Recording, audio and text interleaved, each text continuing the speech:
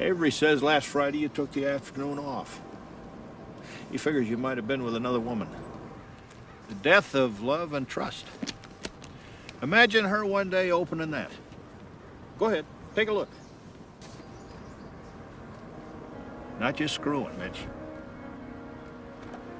But the kind of intimate acts, oral and whatnot, that could be particularly hard for a trusting young wife to forgive and impossible to forget.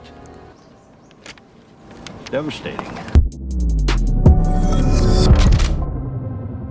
Well, Melinda Gates, she's disappointed because what's coming out right now is that there was an affair that Jeffrey Epstein knew about with her husband, Bill Gates, the richest man in the world for a time. Now he's been usurped and passed by Elon Musk, an arguably much better individual, but nonetheless, let's read. This is the story that broke this weekend from the Wall Street Journal. Deeply sourced, deeply reported, and absolutely excellent. Jeffrey Epstein used his knowledge of Bill Gates' 2010 affair with a Russian bridge player, that means bridge as in like the card game bridge, to threaten the Microsoft billionaire, a bombshell new report claims. Oh, interesting. Now, if you tune into this channel, and if you're part of the Benny Brigade, then you know that Jeffrey Epstein was a psyop. Jeffrey Epstein was himself a deep state agent with connections to the FBI and the CIA. The pedophile who killed himself in 2019, don't agree with that, wanted Gates to invest in his multi-billion-dollar charitable fund in 2013, but he would not oblige. Epstein later sent him an email implying that he was aware of his affair with a bridge player, Malia Antonova, and that he could reveal his infidelity, according to the report, the Wall Street Journal. Gates, who said that that bridge is one of his favorite hobbies, the card game bridge, allegedly met Antonova at a tournament in 2010 and had an affair with her around the same time. He was 55 and she was in her early 20s. Uh-oh. She was also a Russian. How dangerous. Epstein met her around 2013. She was looking to raise money to start an online bridge platform. Though he did not bankroll the project, he did later pay for her to attend software coding school. Oh, interesting. So Jeffrey Epstein pays her money in order to get secrets, in order to go and blackmail the rich people. What does that sound like? It's an operation. You know, like, this is why the CIA director is talking with Jeffrey. This is why all these CIA directors, all these FBI directors are going in to, like, speak with Jeffrey Epstein. Why do they all have private meetings on their registers with Jeffrey Epstein? This is why Jeffrey Epstein pays for information and then blackmails rich people in order to get what he wants. And I think we actually have footage of this person, this Russian, because it all sounds made up, right? But it's not. It's not stranger than fiction. This is real life. We have footage of the Russian bridge player talking about Bill Gates that we were able to, because we have an incredible investigative team here at The Benny Show. Thank you for your support of our show. Just by watching, you support our program. We have footage of the bridge player.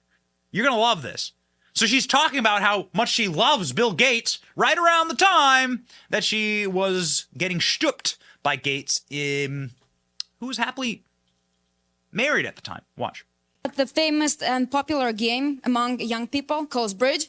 So when they think about bridge, we also imagine the old ladies like that, right? So everyone think that it's only for my grandma played or my aunt played. But look at this, guys. Do I look like an old person to you? I'm talking about Warren Buffett and Bill Gates. Warren Buffett started playing bridge since he was 13 years old. And you know what? They donated $1 million to promote bridge at schools. They very avid bridge players, and they support these kids. So do these kids look like old people to you? Do I look like old person to you? No. So my main point is, you don't have to be old to play bridge. Bill Gates donated something else to her that we can't say on this program because it's a family show.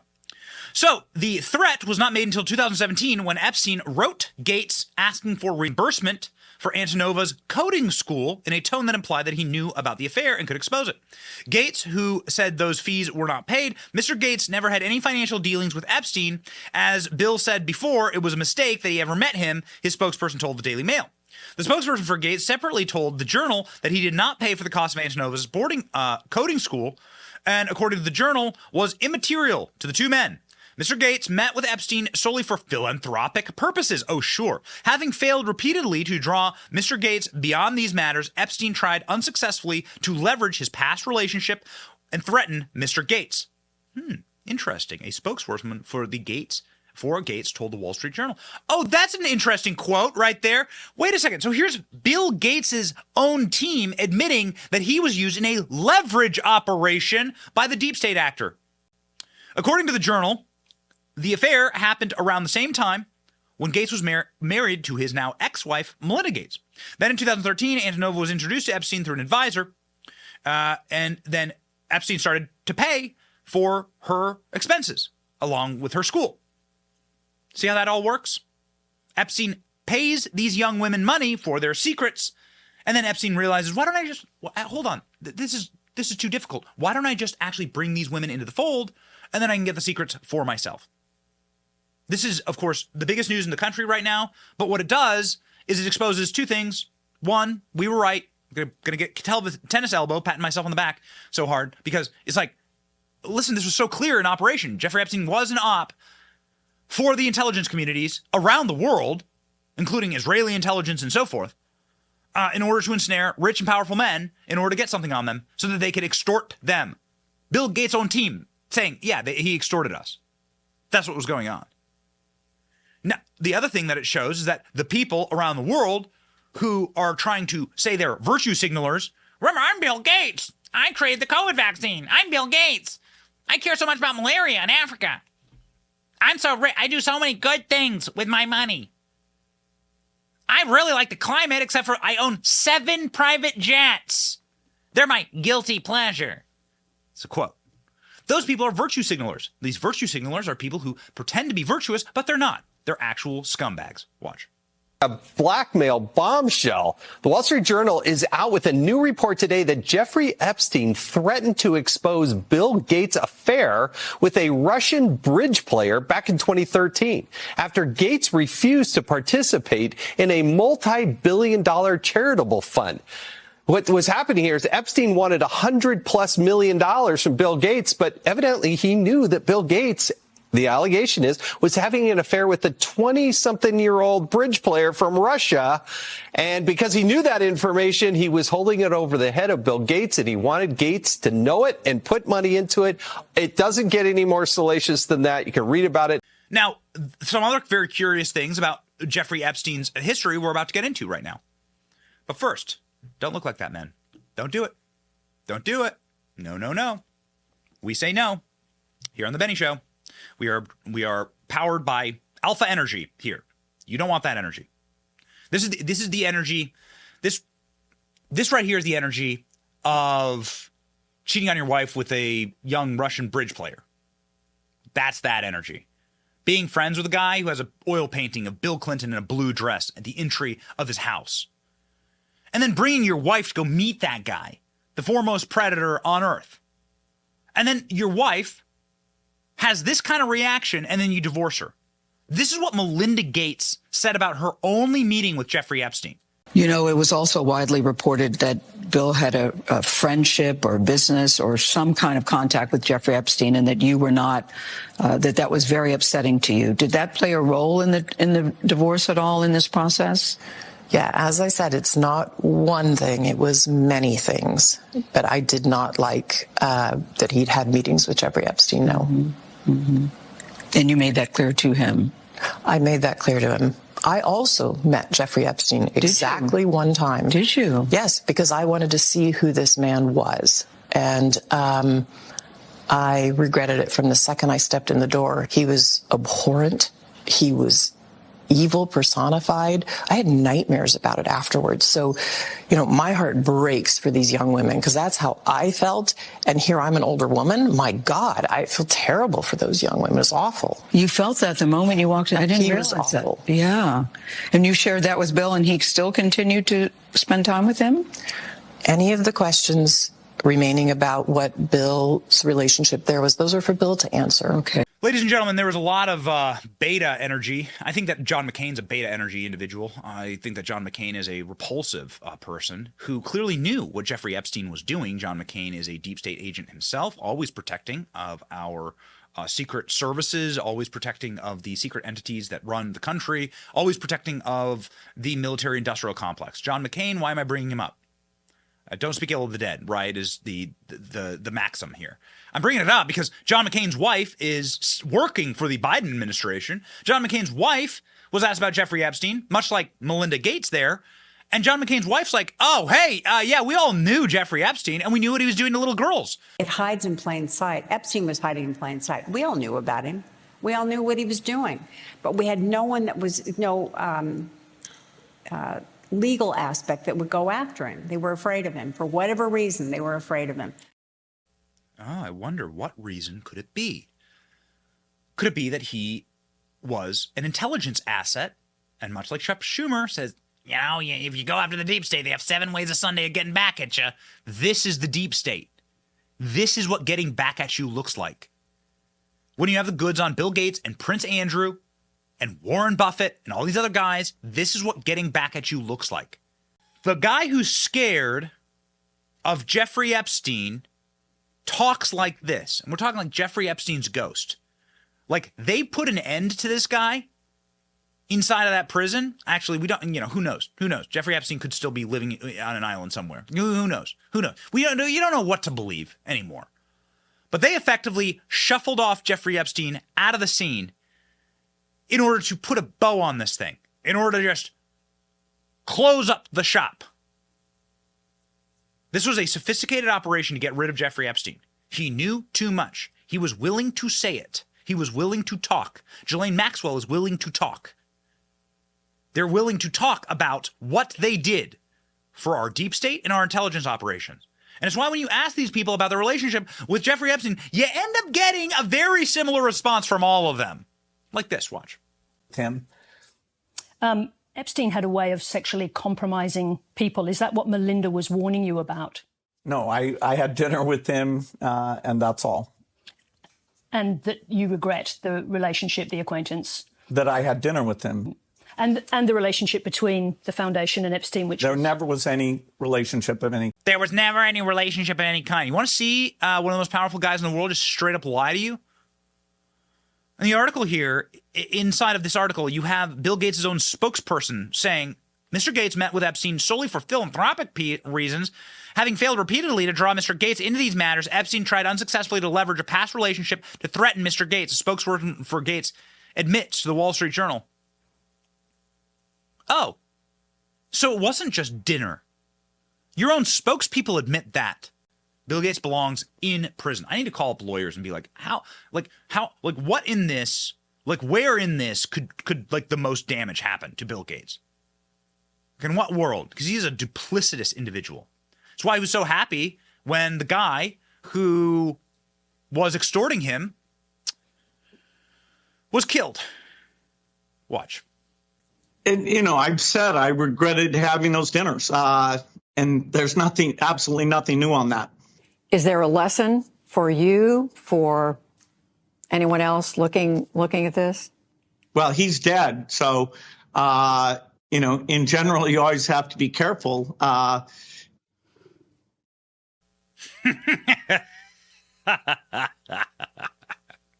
Oh, Bill Tits.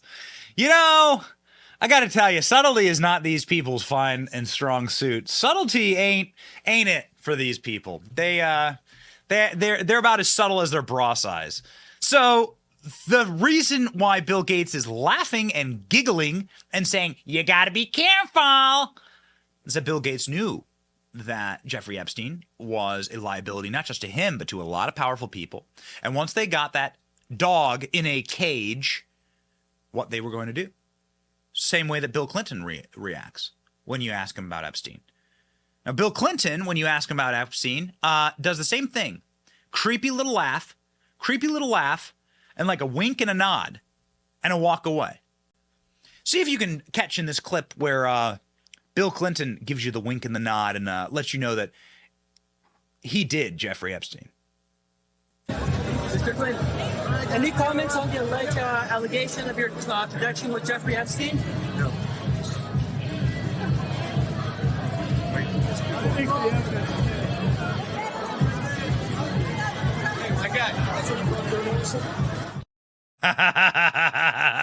Oh, you filthy animal, Bill. You're a filthy animal.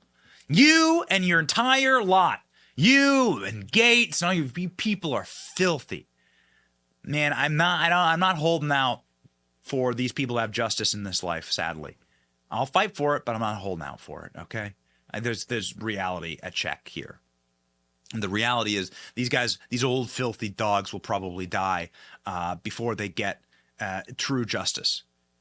But I'll tell you, man, justice is going to happen in this life or the next. These people.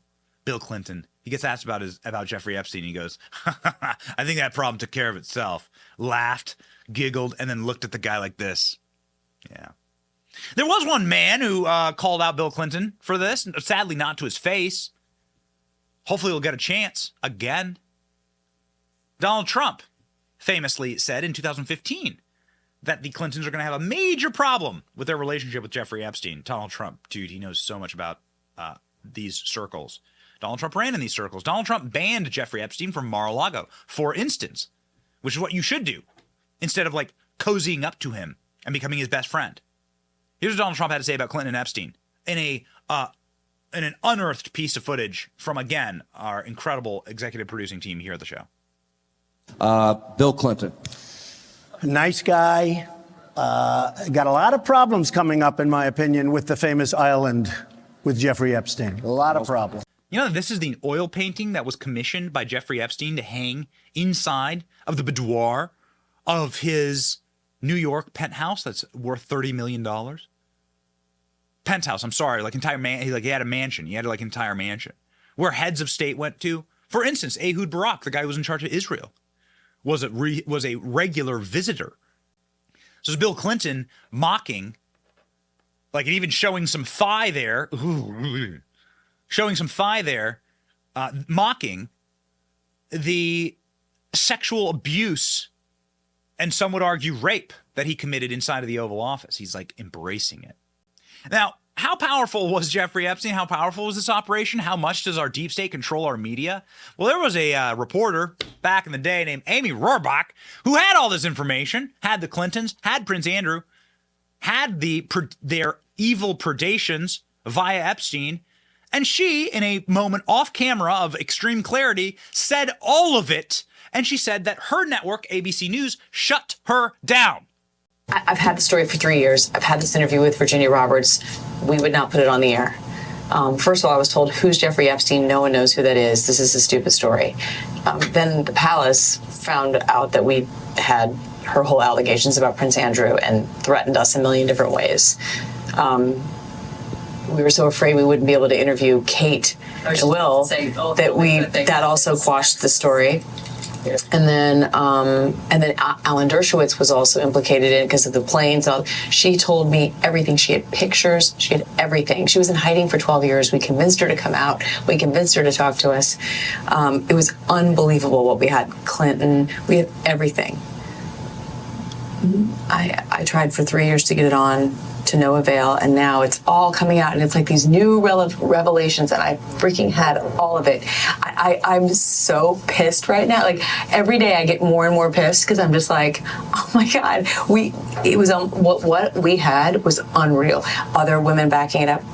Hey, yep. Brad Edwards, the attorney, 3 years ago, saying, there will come a day when we will realize Jeffrey Epstein was the most prolific pedophile this country has ever known. I had it all 3 years ago. I had it all. The women, the corroborating evidence, the prolific pedophilia, Bill Gates. She says, I had Bill Gates. I had the Clintons. I had Prince Andrew. And who shut it down? Her bosses at ABC News. Her bosses at Disney. So how exactly did they get rid of Jeffrey Epstein? This seems like a man who's very inconvenient. He knew a lot. He was able to blackmail some of the richest, most powerful people in the world.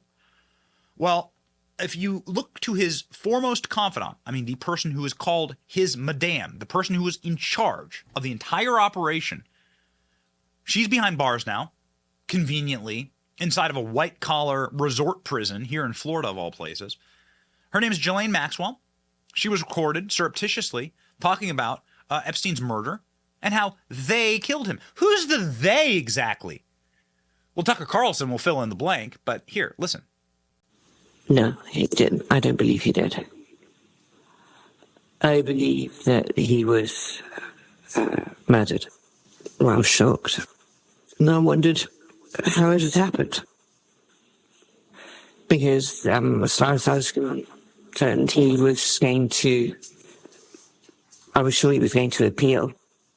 And I was sure that he was covered under the non-prosecution agreement. Yeah. But I wasn't in the indictment. Weird that this isn't the #1 news story in America. This came out early this year, this leaked footage. Strange that Ghislaine Maxwell would say, of course he's murdered. He's murdered. We tried to get him out. We tried every trick in the book, but his time was up, and they took him down. Tucker Carlson actually details all of this. For all the power and all of the money that gets pumped into the corporate press, nobody actually ever gave me a diagram or showed me how Jeffrey Epstein could have possibly killed himself. They just showed me a blurry photo of a white guy being wheeled out in a stretcher and told me, dead, see ya, bye, bad guy, forget about him. Now, of course, he became a meme afterwards. Jeffrey Epstein didn't kill himself, was said during the national championship game, for instance, in 2020. But here we are, ladies and gentlemen, very few answers. Tucker Carlson, one of the only people to actually ask the question and put it on TV and diagram out how Jeffrey Epstein was killed. No one came in or out of the tier, Barr said. Therefore, Jeffrey Epstein killed himself. So let's consider that claim rationally. On the night of August 9th, Jeffrey Epstein was being held in the special housing unit of the Metropolitan Correctional Center in Manhattan, the most secure part of the city's federal lockup. It would be physically impossible for a stranger to get in and out of this facility without an electronic pass and without being seen by the countless cameras in place between the street and the locked 9th floor of the building. So if Jeffrey Epstein was murdered, he was not murdered by an intruder, someone who came into the tier. He was murdered by someone on his own cell block, obviously. There were 7 other cells on Epstein's tier, and each one housed dangerous criminals. So if you were looking for a killer, you would figure out who was in those cells. But no one seems to have thought of that or done it. The Bureau of Prisons refused to provide us with a list of the inmates on Epstein's tier. It's not clear how many of them were even interviewed by investigators, despite the fact that some of them were transferred out of the facility shortly after Epstein's death. That's a baffling oversight. Now, what would Jeffrey Epstein's injuries look like if he were killed? That would be important to talk to a medical professional. I married a medical professional. It's really important to have medical professionals in your life. It's very important throughout, especially throughout the era we've just gone through, the amount of misinformation, the people who actually work hand in glove, inside of the healthcare industry and inside of the medical, the good doctors, the good nurses, the good people, they know what the hell's going on here. Let me tell you what, my wife worked Trauma 1, man. She's seen so many dead bodies. She's seen so many murders. She was like, she looked at the data. She's like, wait a second, how the hell would you kill yourself with toilet paper on a bunk bed that's 4 feet tall when you're a 6 foot tall dude? The geometry don't work. The biology don't work on that. And actually, a man who was in charge of autopsies in New York, the guy who has reviewed hundreds of thousands of murders in his life and who actually had access to Epstein's body, boy, he had some interesting thing to tell Tucker, something that absolutely blew my mind, and it's worth revisiting. Watch. Doctor, thanks so much for coming on. If you wouldn't mind just summarizing for us what we know, or what you know, about Epstein's death.